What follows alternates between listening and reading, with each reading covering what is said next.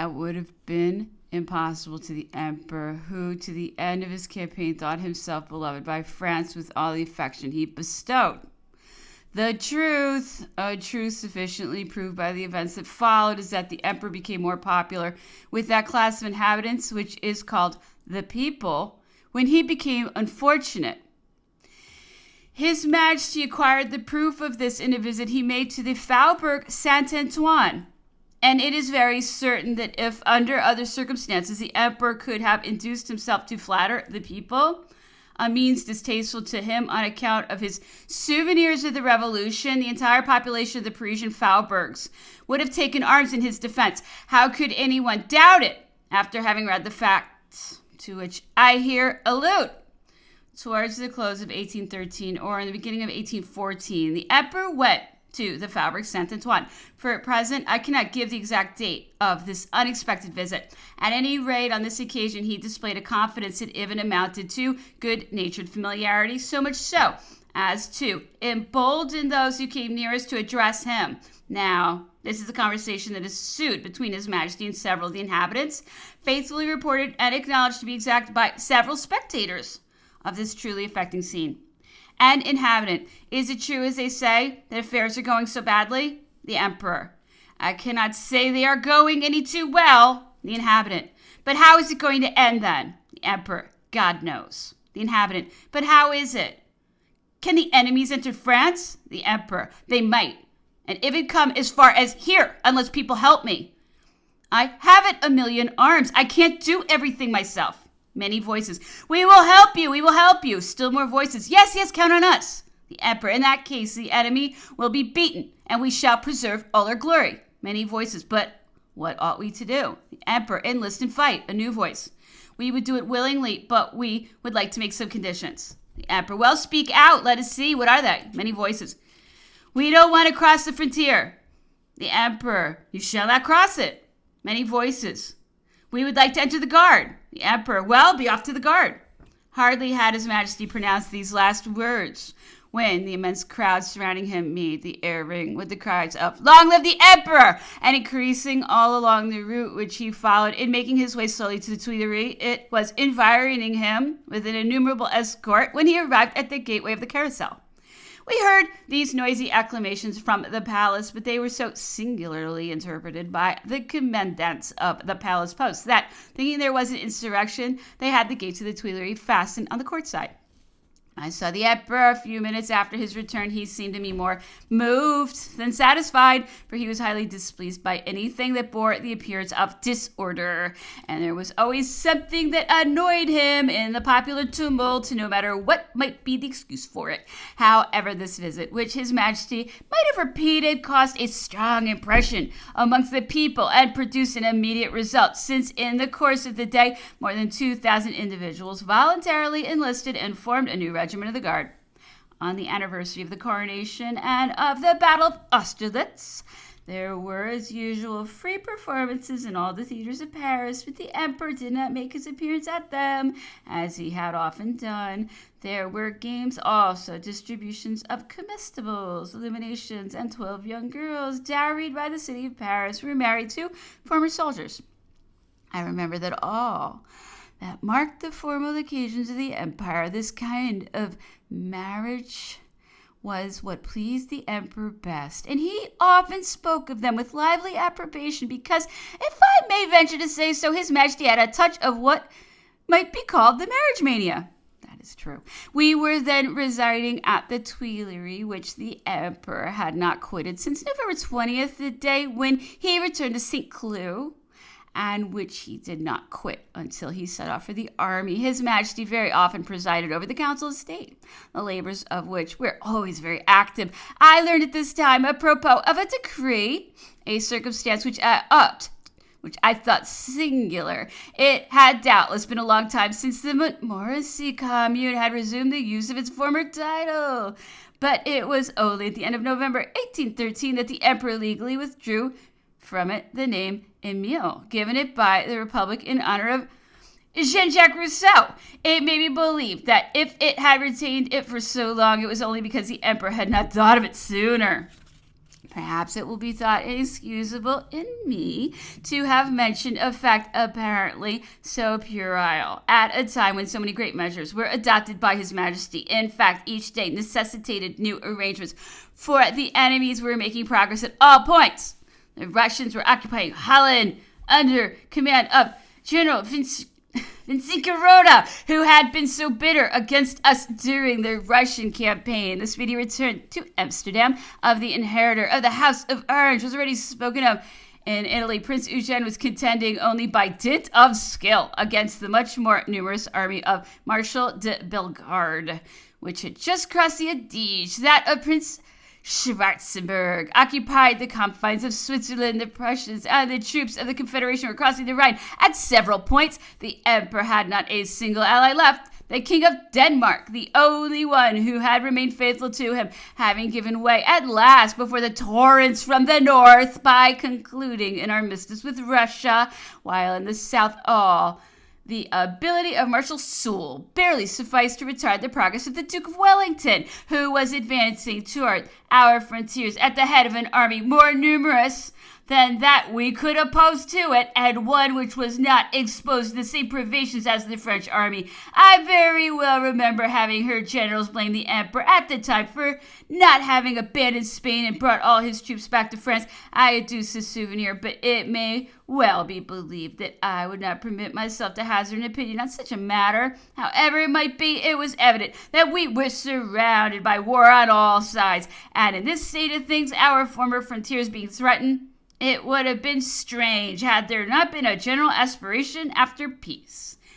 That the emperor desired it also, and at present no one professes a contrary opinion. All the works I have read, which have been written by those who were in the best position to know the truth on all these subjects, are in agreement on this point. It is known that His Majesty had a letter by the Duc de Bassano, in which he gave his adhesion to the basis proposed at the Frankfurt by the Allies for a new Congress. It is known that the city of Mannheim was designated for the assembly of this Congress, whither the Duc de Vicenza was afterwards to be sent.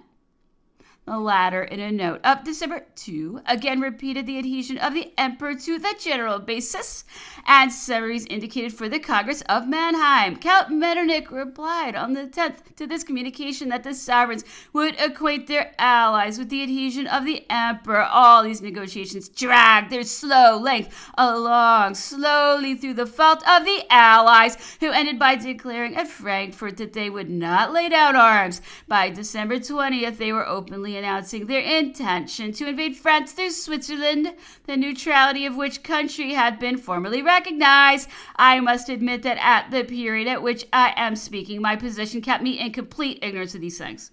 But on learning them afterwards, they have awakened memories which have powerfully contributed to demonstrate their truth to me. Everybody, I hope, will admit that if the emperor had desired war, it is not before me that he would have taken the trouble to speak of his wish for peace, as I often heard him do.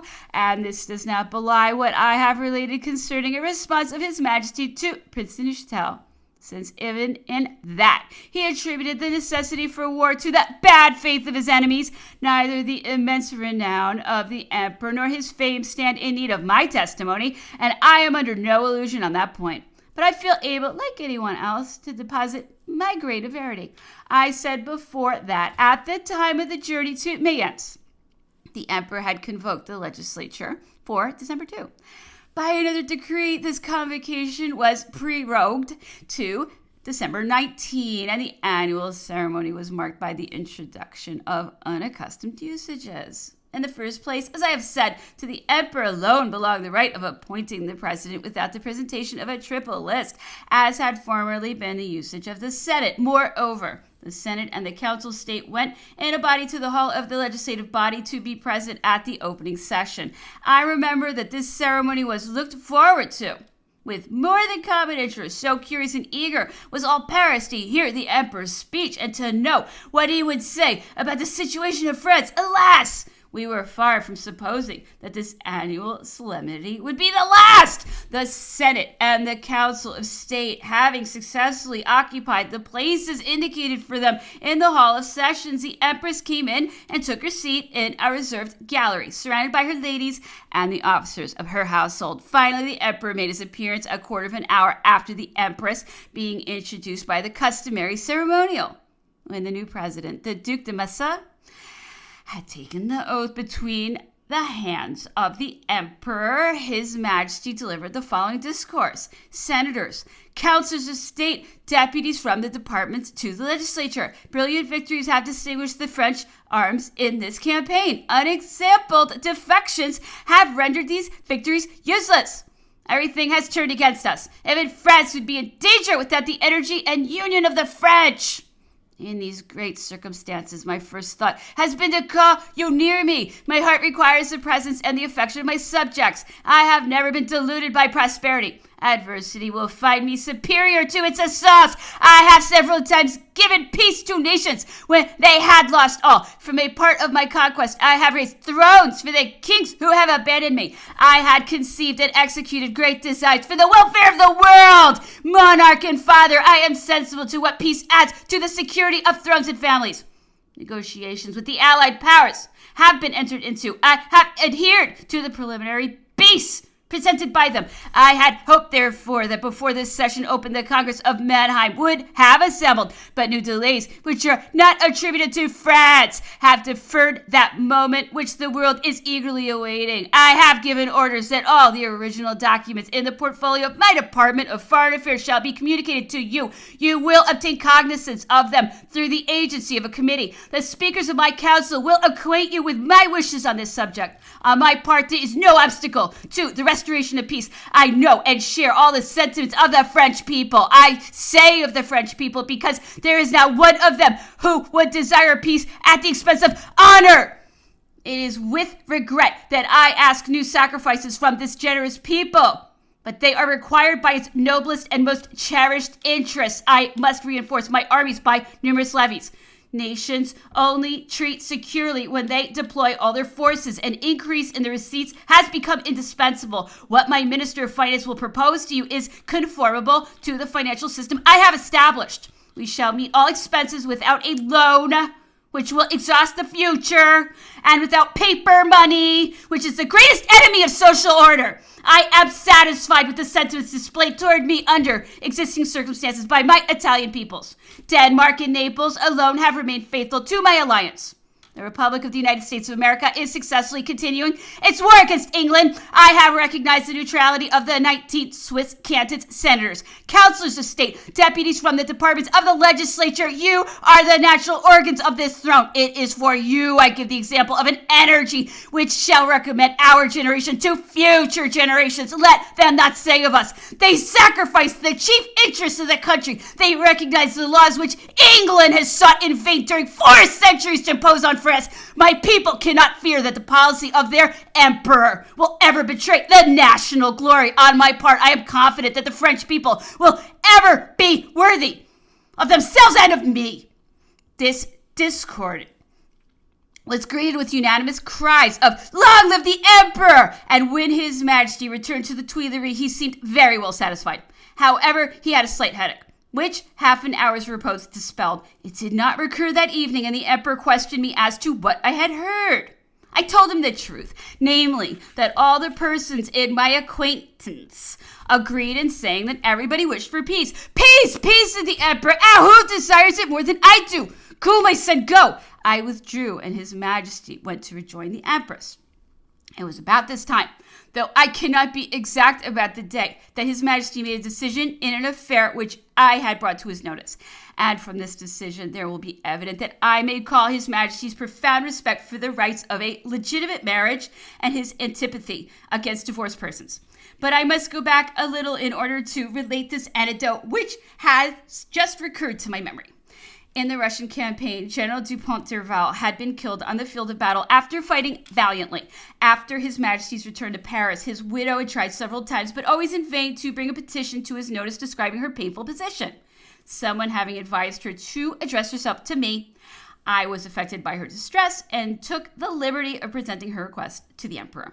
His Majesty seldom rejected my solicitations of this sort because I was very discreet about undertaking them. Hence, I was so fortunate as to obtain a considerable pension in favor of Madame Dupont d'Urville.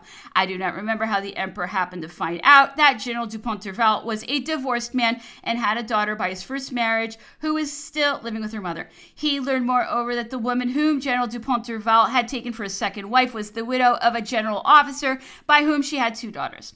None of these circumstances, as may be supposed, had been set forth in the petition, but when they came to the emperor's knowledge, he did not withdraw the pension, the certificate for which had not been yet sent.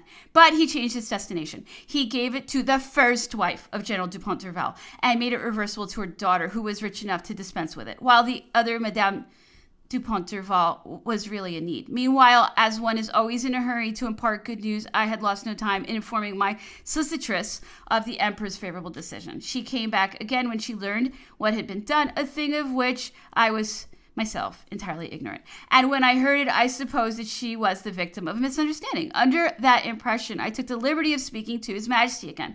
Judge of my surprise when the emperor himself deigned to give me an account of the whole affair. Then he added, "My poor child, you let yourself be taken in like a ninny. I promised the pension, and I have given it to the wife of General d'Urville, that is, to his real wife, the mother of his child." The emperor was not at all annoyed with me. I knew that the claims would not end there, even though I did not continue to interest myself in them, but events taking their course up to the abdication of His Majesty, matters remained as they had been settled. Chapter 14. It was not with arms alone that the enemies of France were trying to overthrow the power of the emperor at the close of 1813. Notwithstanding our defeats, the name of His Majesty still inspired a salutary terror. And numerous though they were, the foreigners seemed to despair of victory so long as there existed a mutual concord between the French people and the emperor. The reader has just seen in what terms he had expressed himself in presence of the great constituted bodies of the state, and events had proved whether His Majesty concealed the truth about the condition of France from the representatives of the nation. To this discourse, which history has preserved, let me herewith oppose another document of the same period. It is the famous Declaration of Frankfurt, copies of which were circulated in Paris by the emperor's enemies, and I would not wager that any person of his court came to perform his service without having one in his pocket.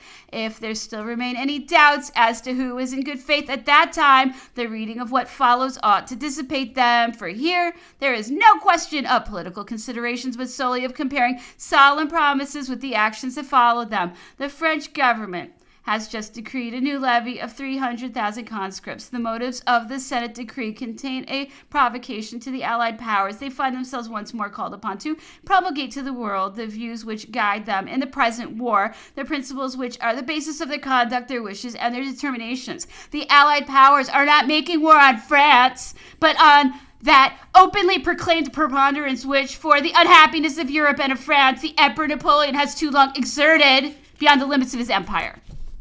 Victory has conducted the Allied armies across the Rhine. Their first use made of victory by their imperial and royal majesties was to offer peace to His Majesty, the Emperor of the French, an attitude reinforced by the accession of all the sovereigns and princes of Germany has had no influence upon the conditions of peace. Those conditions are based upon the independence of the other states of Europe. The views of the powers are just in their object, generous and liberal in their application, reassuring to all, honorable to each. The sovereign allies desire that France shall be great, strong, and happy, because its great and strong power is one of the fundamental bases of the social structure. They desire that France may be happy, that French commerce may revive, that the arts, those benefits of peace, may flourish anew, because a great people cannot be tranquil except when it's happy.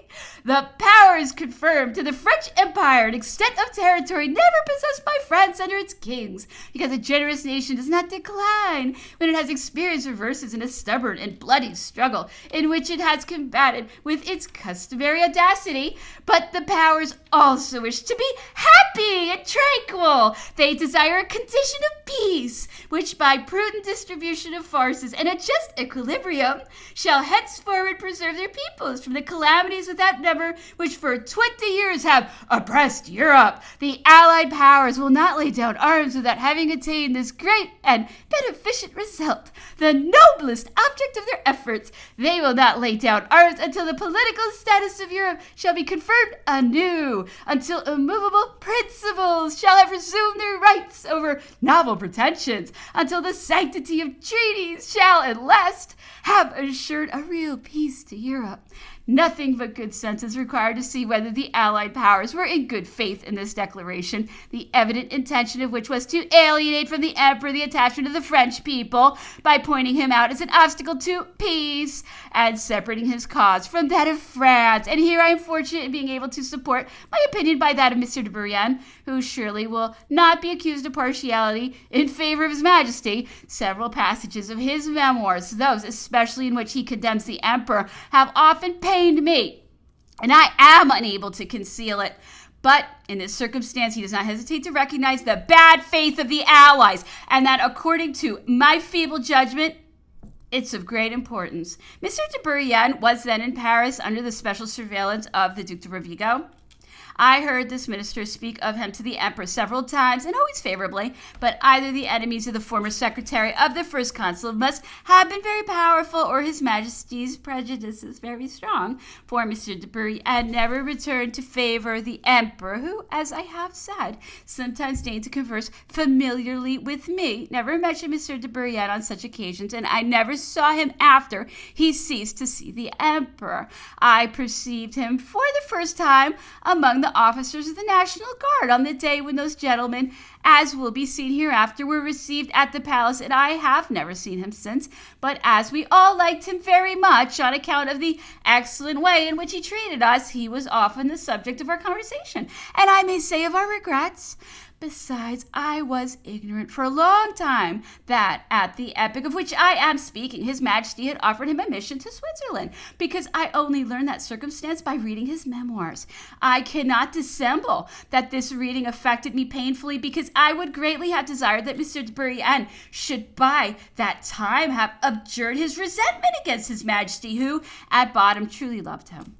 However that may be, if it is plainly evident now to everyone that the aim of the Frankfurt Declaration was to cause rupture between the Emperor and the French people, what events have since explained was not even then a secret to the genius of the Emperor, and unhappily it was not long before the enemies partially achieved their object. Not only did people express themselves in an unseemly manner about His Majesty in private society, but dissensions broke out in the midst of the legislative body. After the opening of the session, the Emperor having decreed that a commission composed of 5 senators and 5 members of the legislature should be appointed, these 2 bodies assembled for that purpose. The object of the commission, as may be seen from His Majesty's speech, was to take cognizance of the documents relating to the negotiations entered into between France and the Allied powers. Count Rignon de Saint-Angeli communicated the decree of the legislature and supported it with his usual persuasive eloquence. He reminded me of the victories of France and the glory of the Emperor, but the result of the voting was to elect 5 members to the commission who were thought to be more attached to the principles of liberty than to the glory of the Emperor. They were Messieurs Regnier, Lannes, Gallois, Plaugergue, and Men de Biran. The Emperor seemed dissatisfied with this choice from the first, although he did not think that the commission would prove hostile as it presently did. I remember very well that in my presence His Majesty said to Prince Neuchâtel, with a touch of ill humor, but no anger, "They have elected 5 lawyers!" However, the Emperor gave no public evidence of his dissatisfaction. No sooner had he officially received the list of commissioners than he addressed the following letter dated December 23 to the President of the Legislature. Monsieur the Duc de Massa, President of the legislature, we address you the following sealed letter to acquaint you that it is our intention that you should present yourself at noon tomorrow, the 24th instant, at the residence of our cousin, the Prince Arch-Chancellor, with the commission appointed yesterday by the legislature in execution of our decree of the 20th instant, and composed of Messieurs Ragnoir, Lenné, Gallois, Plargerg, and Mindebiran. And this for the purpose of taking cognizance of the documents pertaining to the negotiation, as well as of the declaration of the coalesced powers, which will be communicated by Count Rignal, Minister of State, and Count Duteriva, Counselor of State, attached to the Office of Foreign Relations, who will be the bearer of said documents and declaration. It is also our intention that our said cousin shall be chairman of the commission, whereupon etc. etc. The senators designated to form part of the commission were Messieurs de Fontaine, Prince de Benevento, Monsieur de Saint-Marsin, Monsieur de Barbet, Marbois, and Monsieur de Bernonville. With the exception of one of these gentlemen whose disgrace and opposition were publicly known, the others were supposed to be sincerely attached to the empire, and whatever the subsequent opinion and conduct of all of them may have been, there had not, at this time, to incur on the part of the emperor the same reproaches as the commissioners from the legislative body. No act of opposition, no sign of discontent emanated from the conservative Senate.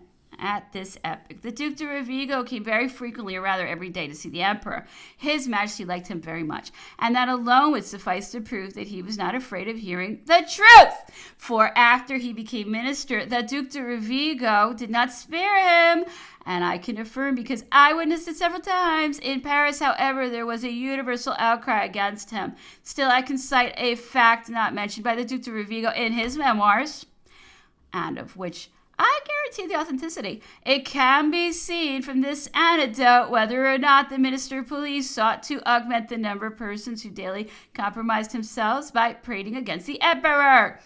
Among the employees of the Treasury, there was a former receiver of finances who for 20 years had lived in a modest way, contented with a rather slender salary. He was, however, an energetic man and very intelligent. His passion for the emperor bordered on delirium, and he never spoke of him but in the most idolatrous terms. This employee was accustomed to spend his evenings in a club which met in the Rue Vivienne. The habitués of the place, on which the police naturally kept an eye, did not all share the opinions of the man of whom I am speaking. They began to criticize the acts of the government with a certain freedom. The opponents gave vent to their dissatisfaction, and His Majesty's faithful adorer became all the more prodigal of admiring exclamations as his antagonists waxed lavish reproaches. The Duc de Rovigo was informed of these discussions, which were daily growing sharper and more animated. One fine day, on going home, our worthy employee found a stamped letter from the office of the General Ministry of Police. He could not believe his eyes.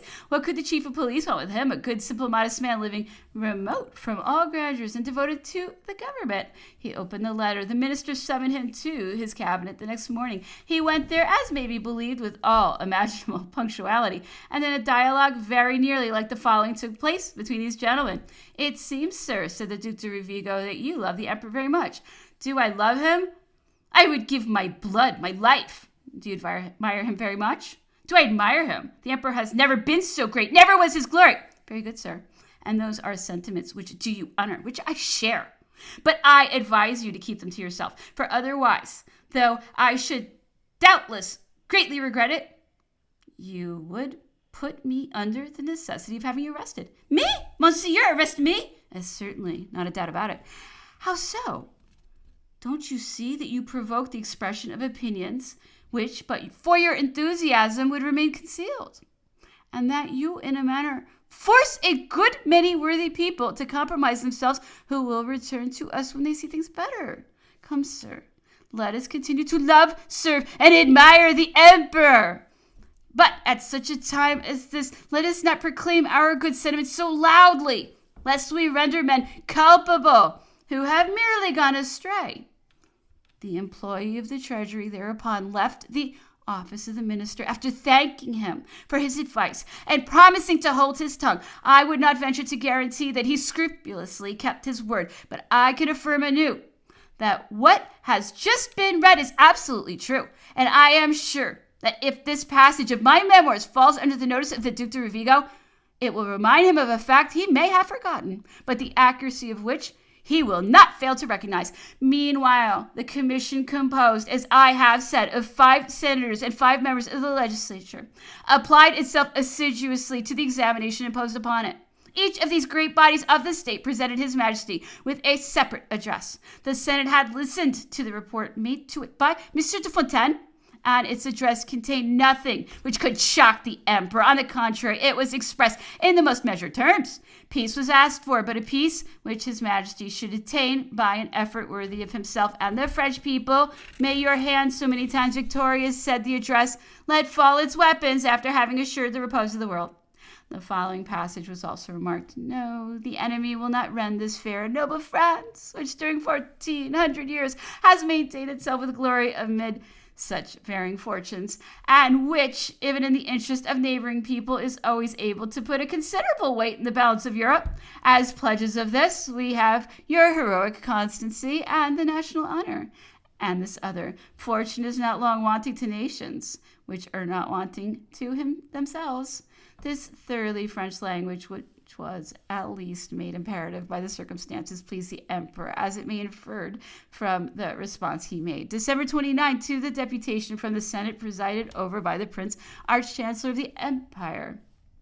Senator, said His Majesty, I am affected by the sentiments you expressed to me. You have seen from the documents I have communicated to you what I am doing for peace. The sacrifices implied in the preliminary basis proposed to me by the enemies I have accepted. I shall make them without regret. My life has but one aim, the welfare of the French people.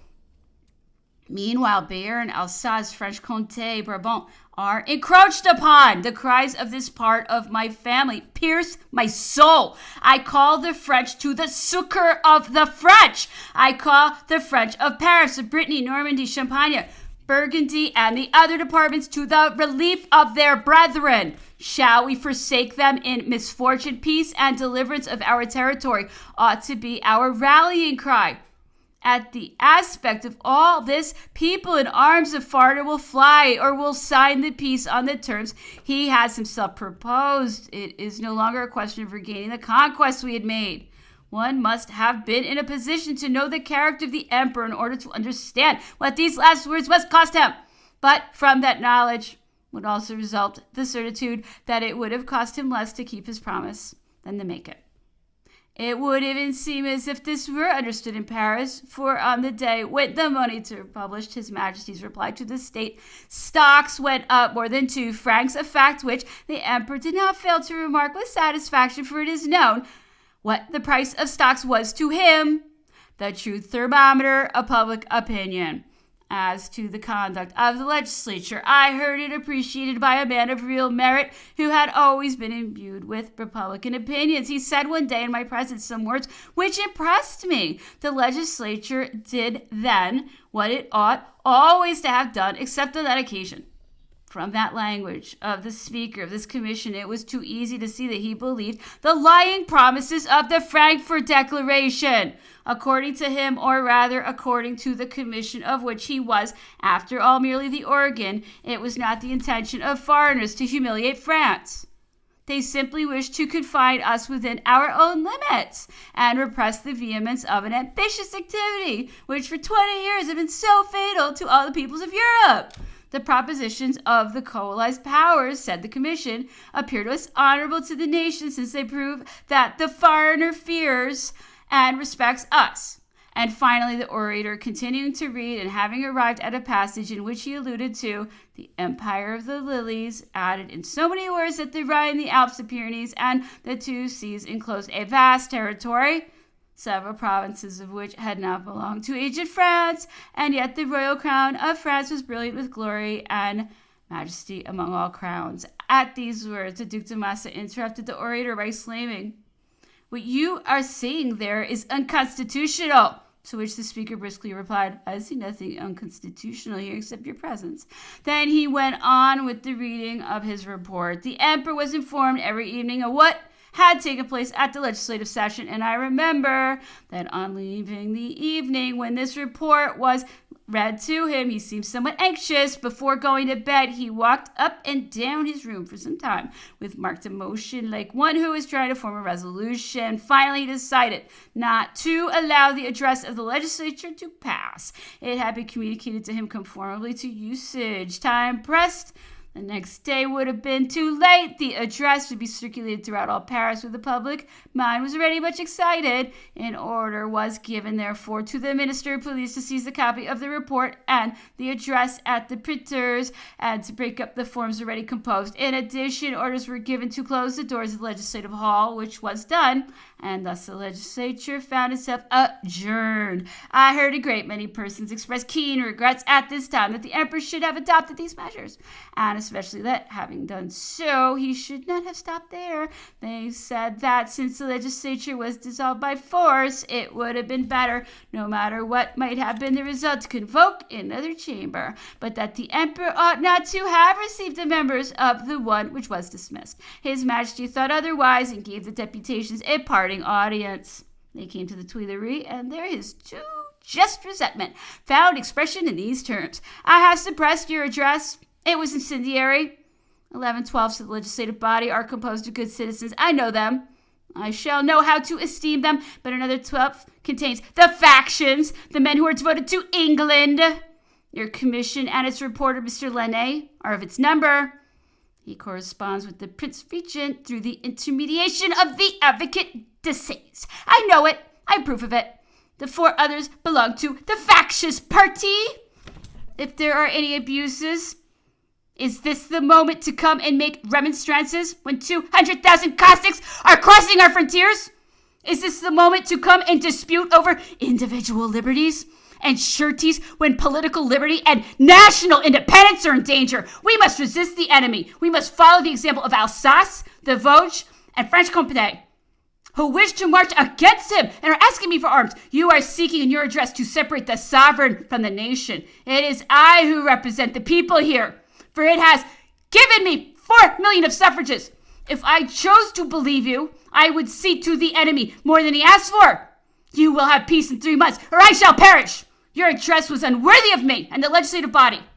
Although the journals were forbidden to reproduce the details of this scene, the rumor of it spread throughout Paris with the rapidity of lightning. The emperor's words were reported and discussed, and dismissed deputies very soon re-echoed them in the departments. I remember having seen the Prince Arch-Chancellor come and ask audience of His Majesty the next day. He wished to speak in favor of Monsieur Desailles, whose protector he then was. In spite of His Majesty's menacing words, he found himself disinclined to take severe measures, for his anger had cooled down, as was always the case with the emperor when he had been unable to restrain a fit of passion. Nevertheless, the fatal misunderstanding provoked by the Legislative Commission between that body and the emperor produced the most unpleasant results in every way. It is easy to conceive that it must have delighted the enemies, who were promptly informed of it by their numerous agents in France. Under these gloomy auspices, the year 1813 ended. In the sequel, we shall see the consequences and finally the history, until now unknown, of the Emperor's chamber at Fontainebleau. That is to say, of the most painful period of my life.